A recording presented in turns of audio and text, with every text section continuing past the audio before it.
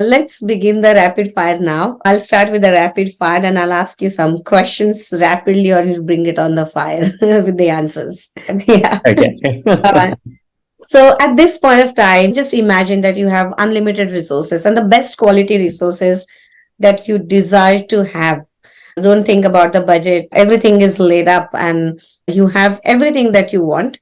So now what is that one thing you like to build? It's very fascinating. Unlimited resources. So given my background with the World Bank, this like development economics, solving poverty-ish. So if there's a way to basically like solve poverty, whether that's a sustainable way for people who, rather than unemployment checks, etc., how do you get these people to be upskilled, educated, reskilled, especially with the cost of education is basically going very low. So it will probably be giving access to internet education to people. That will be, but whether it's a for-profit, non-profit, whether it can at least be a social enterprise, but that is something that is very close and dear to my heart, simply because that was what pulled me to the World Bank as well. Wow, that's a different shift we see. And I think many towards the higher end goal, this is where I see the answers. And it's a good thing to know that we are in a good world where there are people thinking about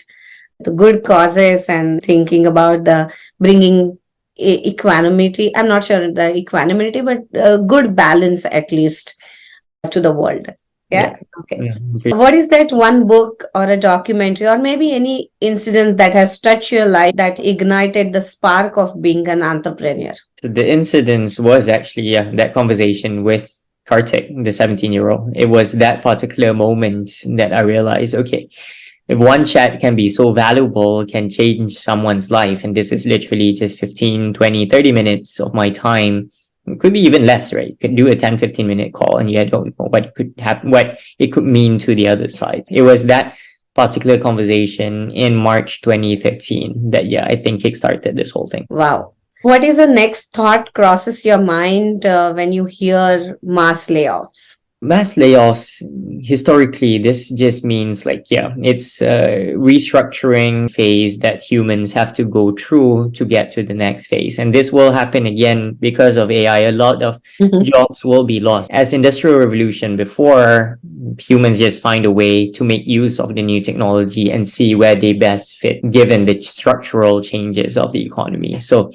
to me, sure, it is painful, but it is an opportunity to reskill and to make ourselves even more future-proof and ready what new changes are coming our way, which are inevitable. And it is also a way, a period where you can self-reflect.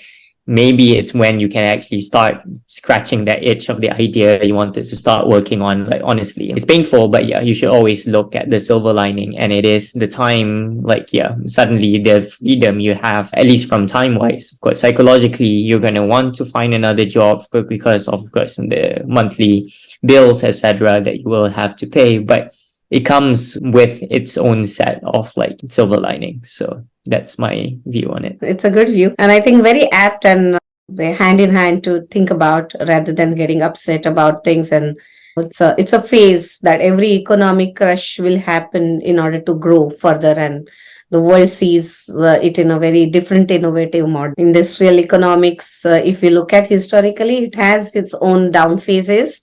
But after that, we went on to different industry wise, and now we are living in the knowledge industry, the information industry, which is even nobody has predicted that it will have a predictable time. So the things will happen. What is the next metaphor that comes to your mind when I say leadership? To me, leadership is you lead by example. So that's always what comes to mind. You want to inspire people. You want to get a whole team motivated about working on solving a specific thing towards a certain goal. You have to lead by example.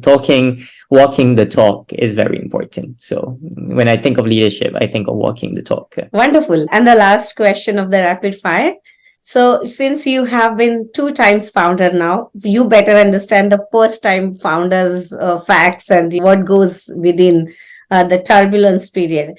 But which is the most ignored fact that you see that the first timer founders are into? They just ignore that particular fact and they just march the journey. It's marriage to the problem rather than the solution, the idea. You should be obsessed about the problem and how to solve that problem rather than being so attached to an idea, because the idea will change as you learn more about what problem you are solving exactly for whom.